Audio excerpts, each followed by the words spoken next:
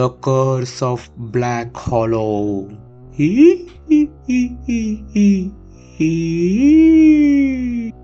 Black Hollow was a small, remote village hidden deep in the mountains, surrounded by thick woods.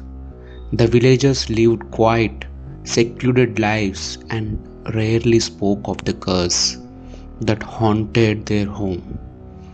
Every 20 years, someone in the village died under strange and horrifying circumstances when the moon turned blood red, signaling the return of the curse.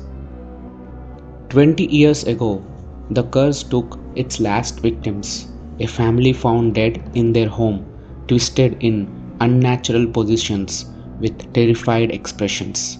No one knew why it happened.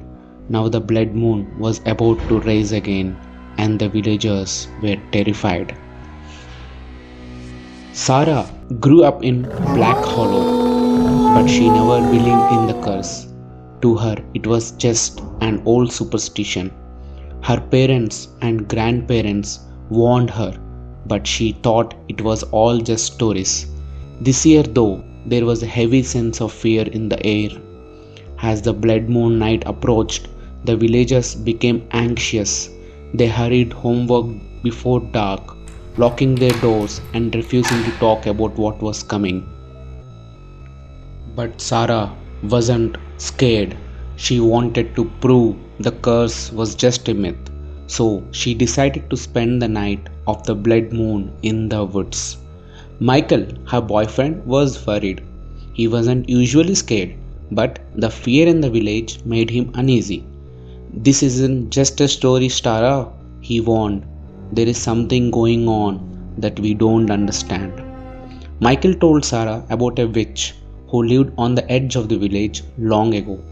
She was accused of using dark magic, and the villagers burned her and her family alive, tying them to a tree near an old well.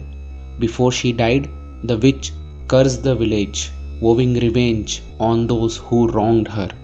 Since then, her spirit returned every 20 years to take one victim. "Please, Sara, please don't go near that part of the woods," Michael pleaded. But Sara just laughed off. "It's just a scary story. I'll be fine." As the evening fell and the moon blood rose, Sara packed her things, took a lantern, and headed into the forest, ignoring the worried looks of the villagers. The deeper she went, the more the dream seemed to close in on her, and the air felt heavy. Sara set up camp near an old crumbling well in the middle of the forest.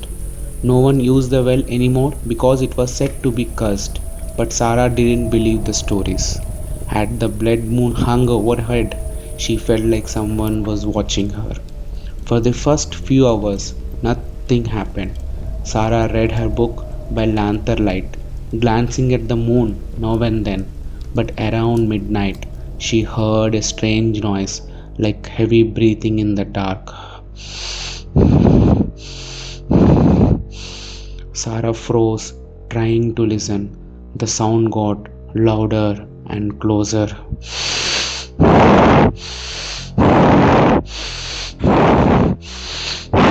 "Michael!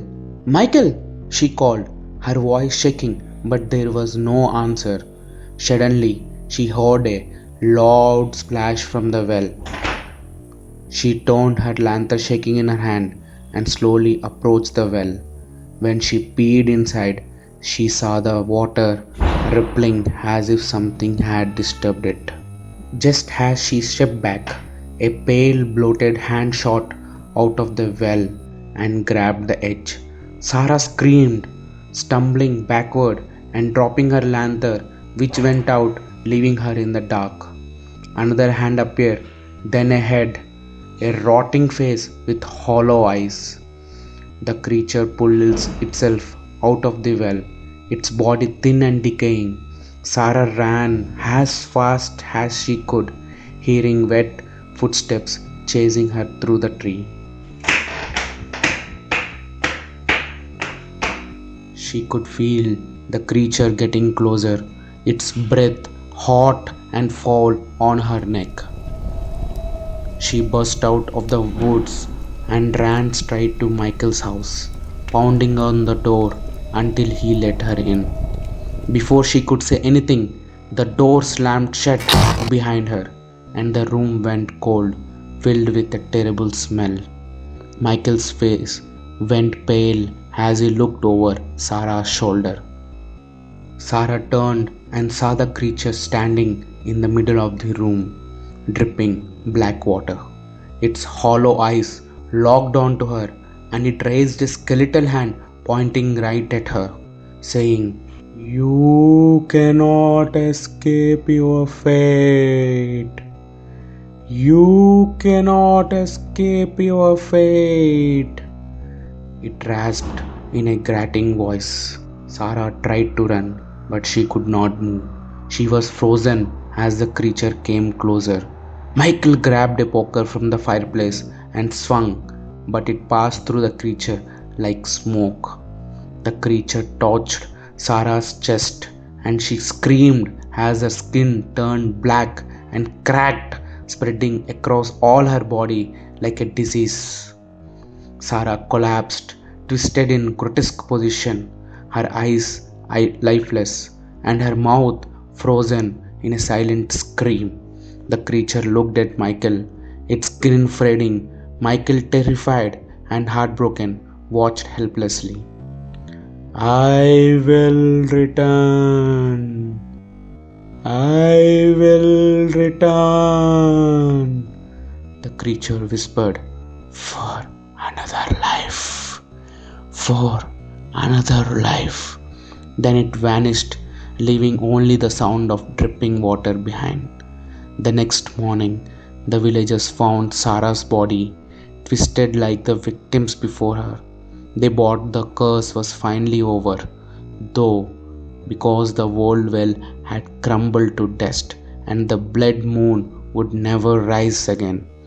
But only Michael knew the truth. The curse was not over, and in the shadows of Black Hollow, something was still awaiting. Ooh.